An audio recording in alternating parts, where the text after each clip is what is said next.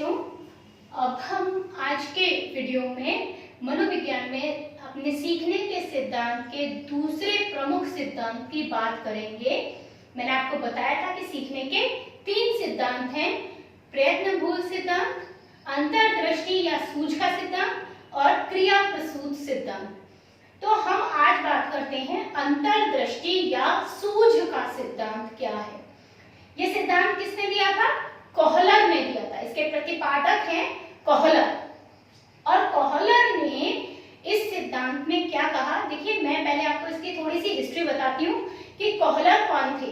Kohler एक गेस्टॉल्टवादी थे। आपको याद होगा मैंने बताया था कि मनोविज्ञान में 3 संप्रदाय हैं, 3 अलग अलग विचारधाराएं हैं, व्यवहारवादी हैं, प्रयोजनवादी हैं और गेस्टॉल्टवादी हैं।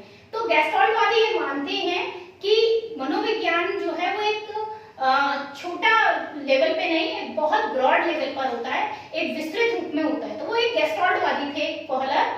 उन्होंने कहा कि देखिए सबकी बौद्धिक क्षमताएं अलग अलग होती हैं। हर जीव की इस सृष्टि में, इस धरती पर जितने भी दुनिया में जीव हैं उनकी सबकी बौद्धिक क्षमता अलग अलग है।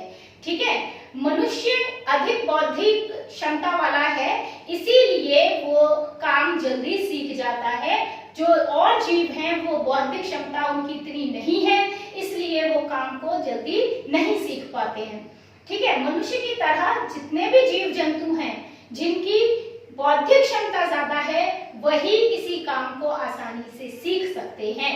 जैसे चिंपैंजी है, जैसे बंदर हैं, ठीक है, वनमानुष, गोरिल्ला, ये जो प्रजातियां हैं ये मनुष्य के ही पूर्वज हैं, मनुष्य के ही तरह हैं। तो इनकी बौद्धिक क्षमता का स्तर भी मनुष्य की तरह उच्च है, इसलिए ये आसानी से सीख सकते हैं। लेकिन अगर आप किसी छोटे जीव को सिखाने की कोशिश करें, किसी गिलहरी को सिखाने की कोशिश करें, किसी चिड़िया को सिखाने, चूहे को सिखाने की कोशिश करें, तो ये इतनी आसानी से कुछ भी नहीं सीखेंगे, इवन सीखेंगे नहीं शायद, ऐसा उनका मानना था।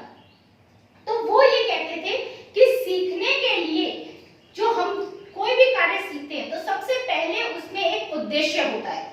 बिना किसी उद्देश्य के हम कभी कुछ भी नहीं सीखते, कुछ भी अनायास नहीं होता। सीखने की प्रक्रिया में एक उद्देश्य का होना जरूरी है। तो उन्होंने कहा कि सीखने की प्रक्रिया में क्या होता है, एक उद्देश्य आवश्यक है। और जब एक उद्देश्य होता है तो जो व्यक्ति है वो उसके अनुसार, अपने उद्देश्य के अनुसार अपनी परिस्थितियों को निरीक्षित करता है, उनका निरीक्षण करता है कि मेरी परिस्थितियां कैसी हैं। ठीक है, मेरे पास क्या क्या उपलब्धताएं हैं, क्या क्या चीजों की कमी है और ये जो सामने मेरे उद्देश्य है मैं इसकी पूर्ति कैसे कर सकता हूं।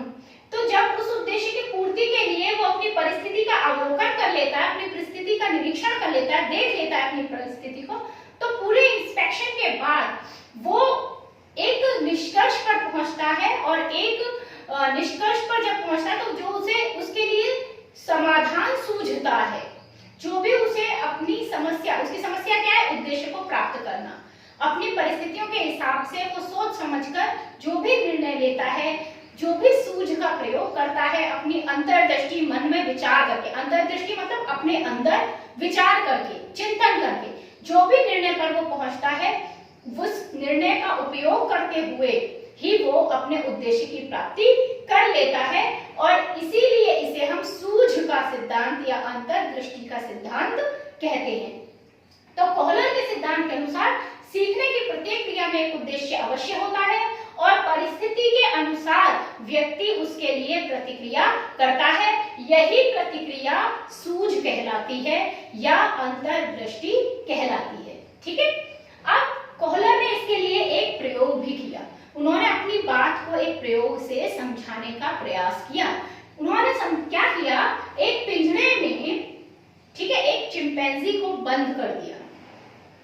ठीक है, चिंपैंजी का बौद्धिक स्तर अच्छा होता है, तो चिंपैंजी को उन्होंने एक पिंजरे में बंद कर दिया। पिंजरे की छत से उन्होंने केले लटका दिए।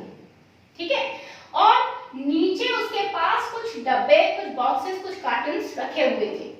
ठीक, जो चिंपैंजी था वो बहुत देर तक पिंजरे में इधर उधर उछल कूद करता रहा, उसे ऊपर केले दिखे उसने उछल उछल कर उन्हें पकड़ने का प्रयास किया, लेकिन उस पर नहीं पकड़ा गया। ठीक है, तो प्रयास करने पर वो केले उसको नहीं मिल रहे थे, तो उसने क्या किया, बहुत देर तक वो निहारता रहा अपने इन बॉक्सेस को, इन्हीं को वो देखता रहा कि ये मेरी लंबाई को बढ़ाने में शायद मुझे सहायता करेंगे। और उसने पहले एक डब्बा रखा, पकड़ने की कोशिश की चढ़कर, नहीं पकड़ पाया, तब उसने 2 डब्बे रखे और डब्बे पे डब्बा रख करके, कार्टन पे कार्टन रख करके वो फाइनली केलों तक पहुंच गया और उसने छत के केले पकड़ लिए। तो ये क्या थी, एक सूझ थी। उसने अपनी बौद्धिक क्षमता का प्रयोग किया, उसने इन डब्बों का इस्तेमाल किया, क्योंकि इस समय उसकी परिस्थिति एक पिंजरे में बंद था, उसके पास कोई हथियार नहीं, कुछ भी नहीं, कोई औजार नहीं, उसके पास कोई सामान नहीं, उसे अपने पास सिर्फ ये बॉक्सेस दिखे, तो इन बॉक्सेस पर चढ़कर उसने अपने केले प्राप्त कर लिए। कोहलर ने इसी संबंध में एक प्रयोग और भी किया था बंदर पर। उन्होंने कहा केवल चिंपैंजी नहीं, बंदर भी ऐसा कर सकता है। वहां उन्होंने एक छड़ी रखी थी और बंदर के सामने ऐसे ही छत पर केले टांग दिए थे। बंदर बहुत देर तक उछलने की कोशिश करता रहा, लेकिन छत बहुत समतल थी, उस पर कोई ऐसा पकड़ने का साधन नहीं था जिससे वो ऊपर चढ़कर केलों को पकड़ पाए, उछलकर कब पकड़ पाए। तो ऐसी स्थिति में उसने क्या किया, उसने केलों को छड़ी से पकड़ने की कोशिश की। यह भी एक कोहलर का प्रयोग था। हालांकि इस प्रयोग को बाद में विस्तृत रूप से और मनोवैज्ञानिकों ने ढंग से समझाया था, अलग ढंग से, और बाद में ये बजाय कोहलर के सूझ सिद्धांत के अनुकरण सिद्धांत में आ गया। ठीक है, ये अनुकरण सिद्धांत कहलाया, क्रिया प्रसूत सिद्धांत के अंतर्गत आ गया। तो ये कोहलर सिद्धांत न रहा, पर कोहलर ने जो ये प्रयोग किया था, ये प्रयोग उनका सक्सेसफुल था। तो आप पेपर में जो लिखें वो यही प्रयोग लिखें कोहलर का, कि चिंपैंजी ने किस प्रकार केलों को एक बॉक्स के ऊपर दूसरा बॉक्स रखकर प्राप्त किया। अब अंतर्दृष्टि सिद्धांत या सूझ के सिद्धांत की विशेषताएं क्या है, विशेषताओं में मैं दोनों बातें आपको समझाने की कोशिश करूंगी कि इसकी कमियां क्या हैं और इसके फायदे क्या हैं। ठीक है, सबसे पहली बात, फायदा तो है ये सीखने की एक प्रक्रिया तो ये है। अक्सर हम बहुत सारे लोग सूझ के सिद्धांत से ही बहुत सारी चीजें सीखते हैं, तो ऐसा नहीं है कि हमारी डेली लाइफ में, हमारे दैनिक जीवन में इस सिद्धांत का कोई उपयोग नहीं है। बहुत बार हमें कोई कोशिश नहीं करनी पड़ती, हम एक बार देखते हैं और हमें वो चीज समझ में आ जाती है, हम सीख जाते हैं। ठीक है, लेकिन इस सिद्धांत में जो सबसे मेन इंपॉर्टेंट है वो काम हम कब सीखते हैं, हम तब सीखते हैं जब बौद्धिक स्तर बहुत उच्च हो, समझ का हम पूरा उपयोग करें। अगर मनुष्य अपनी बौद्धिक क्षमता का पूरा उपयोग न करे तो सूझ का सिद्धांत लागू उस पर नहीं होगा। तो इस सिद्धांत में सबसे इंपॉर्टेंट जो पॉइंट है, विशेषता है, वो है उच्च बौद्धिक स्तर का होना या समझ का पूरा उपयोग किया जाना। यदि समझ का उपयोग नहीं करेंगे तो कोई भी समाधान सूझेगा नहीं समस्या का। तो समस्या कोई भी सामने आए, सबसे पहला काम क्या है, उसके बारे में चिंतन करना, मनन करना, अपने अंदर ये सोचना कि समस्या के कितने समाधान संभव हैं और कौन सा समाधान होगा जो सबसे दी बेस्ट होगा, जिससे मेरी समस्या का पूरी तरह से समाधान हो जाएगा। तो ये सबसे पहली इसकी शर्त है। दूसरी चीज, अधिक आयु वर्ग के लिए उपयोगी। ये विधि बहुत कम उम्र के बच्चों के लिए उपयोगी नहीं है, या जीव जंतु जो बहुत कम बौद्धिक स्तर वाले होते हैं उनके लिए ये उपयोगी नहीं है। जो उनकी आयु वर्ग बहुत अच्छा है, जिनकी उम्र बहुत अच्छी है, ज्यादा है, किशोर वर्ग है, युवा वर्ग है, प्रौढ़ वर्ग है, वो सूझ के सिद्धांत का भली भांति उपयोग कर सकते हैं, क्योंकि वो आसानी से अपनी, उनकी बौद्धिक क्षमता बहुत अच्छी है, तो वो आसानी से इसको कर पाएंगे। क्यों, इसके साथ में आपको एक नीचे एक पॉइंट और मैंने दिया, पूर्व के अनुभव का उपयोग। देखिए, जो अधिक आयु वर्ग के लोग हैं उनके पास अनुभव ज्यादा होते हैं। अनुभव, क्योंकि इसमें हमें कोई भी काम के लिए समाधान तब सूझता है जब हमारे पास पुराने अनुभव हों। तो हम पुराने अनुभवों के आधार पर सोचेंगे, थोड़े देर दिमाग लगाएंगे कि अच्छा, एक बॉक्स रखने पर लंबाई बढ़ जाती। चिंपैंजी ने पहले कहीं ना कहीं बॉक्स से लंबाई को बढ़ते देखा होगा, या तो अपने लिए किया होगा या किसी और को देखा होगा, निरीक्षण किया होगा कि एक व्यक्ति बॉक्स पे चढ़ा है या स्टूल पे चढ़ा है, उसने ऐसा कहीं ना कहीं देखा होगा। तो कहीं पूर्व अनुभव के रूप में एकत्रित रहा होगा, तभी उसने इन बॉक्सों को एक के ऊपर एक रखकर उस पर चढ़ने का प्रयास किया और चढ़ करके केले ले लिए। तो पूर्व के अनुभवों का इसमें उपयोग होता है। कम आयु के जो बच्चे होते हैं, छोटे शैशवावस्था के बच्चे होते हैं, उनके पास अनुभव नहीं होता, अनुभव उनके पास कम होता है, तो इसलिए उन्हें सूझ कम होती है। उनको सूझ के सिद्धांत का अनुपालन उनके लिए कम हो पाएगा, क्योंकि वो उनके पास अनुभवों का अभाव होता है। लेकिन जैसे जैसे उम्र बढ़ती है, हमारी सीखने की प्रक्रिया बढ़ती जाती है और हमारे पास अनुभवों का भंडार हो जाता है। तो तब जब ज्यादा अनुभव होते हैं तो हम ज्यादा उनका प्रयोग करके सूझ के सिद्धांत का अनुपालन कर सकते हैं। इसके बाद इसमें प्रयत्न और भूल का अभाव है। प्रयत्न भूल का अभाव मतलब बार बार प्रयास करने की जरूरत नहीं है। चिंपैंजी ने कुछ नहीं किया केलों के लिए, वो बस सोचता रहा, ठीक है, कि इन बॉक्सों को मैं कैसे यूज कर सकता हूँ, मेरे आसपास ऐसी क्या चीज है जिसका यूज करके मैं केले पकड़ सकता हूँ, और उसने एक ही बार में बॉक्स रखकर उनको पा लिया। तो यहाँ भूल करने के अभाव नहीं है, क्योंकि वो अचानक से सूझ रही है, जो भी समाधान सूझ रहा है वो अचानक से सूझ रहा है। प्रयत्न बार बार नहीं करने होते, क्योंकि जब हम सोचते हैं अंतर्दृष्टि से तो हम पहले ही उसको पक्की तरह से ये सोच लेते हैं कि इसको करने से होगा क्या, पहले ही उसके निष्कर्ष के बारे में भी ध्यान कर लेते हैं, परिणाम के बारे में भी ध्यान कर लेते हैं, तो इसमें गलती की संभावना कम होती है, इसमें बार बार कोशिश करने की संभावना भी कम होती है।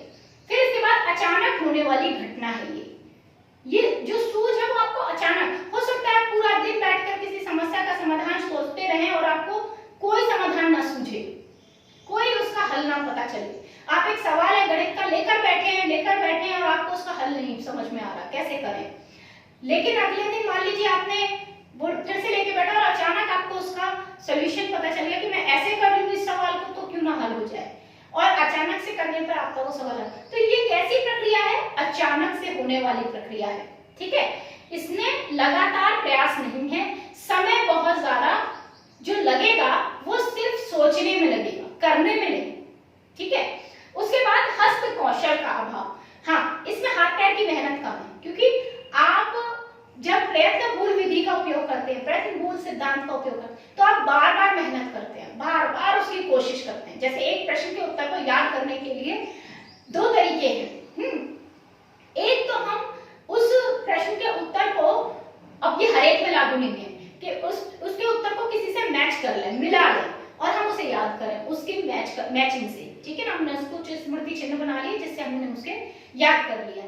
और दूसरा तरीका है कि हम उसे बार बार लिख कर देखें, बार बार समझ कर देखें और फिर हम याद करें। सिंपल सी बात, ठीक है। अब जैसे मैं आमाशय का ही चित्र कहूं तो एक तरीका है आमाशय के चित्र को बनाने का कि हम आमाशय के चित्र की बार बार प्रैक्टिस करें, कॉपी पर बार बार बनाएं, जहां भी गलती हो रही है दोबारा बनाएं। या हम अपने दिमाग में सोच रहे हैं ये तो आम की तरह है, इसकी आकृति कुछ कुछ आम की तरह है, तो जब हम आम का चित्र बनाना जानते हैं तो आमाशय का चित्र अपने आप बन जाएगा। तो आम के चित्र की तरह है, हमने ये जो सोचा ये सूझ है, लेकिन हम बार बार आमाशय को बनाने की प्रैक्टिस कर रहे हैं, दैट इज प्रयत्न और भूल। तो ये प्रयत्न और भूल में क्या होता है? हस्त कौशल होता है, आप बार बार कोशिश करते हैं, हाथ पैरों का इस्तेमाल करते हैं, जबकि सूझ सिद्धांत में हाथ पैरों का इस्तेमाल कम करते हैं। जब हमने सोच लिया कि वो आम की तरह है, तो आम बनाना हमको आता है, तो हमने आम जैसा ही बना दिया और वो एक ही बार में बन जाएगा। तो कहने का मतलब है हस्त कौशल का अभाव है। इस प्रकार जो सूझ का सिद्धांत है ये सब उसकी विशेषताएं हैं, ठीक है, जो आपको पेपर में पूछ ली जाती है, लिखने के लिए आ जाता है। ये दो नियम ऐसे हैं कि अक्सर साल दर साल पूछ लिए जाते हैं, घुमा फिराकर। प्रयत्न भूल सिद्धांत थार्नडाइक का या फिर कोहलर का सिद्धांत, ये घुमा फिराकर बार बार पूछ लिए जाते हैं, तो इसे बहुत ध्यान से कर लीजिए और जो भी समझ में नहीं आता है वो मुझसे पूछिए। Thank you.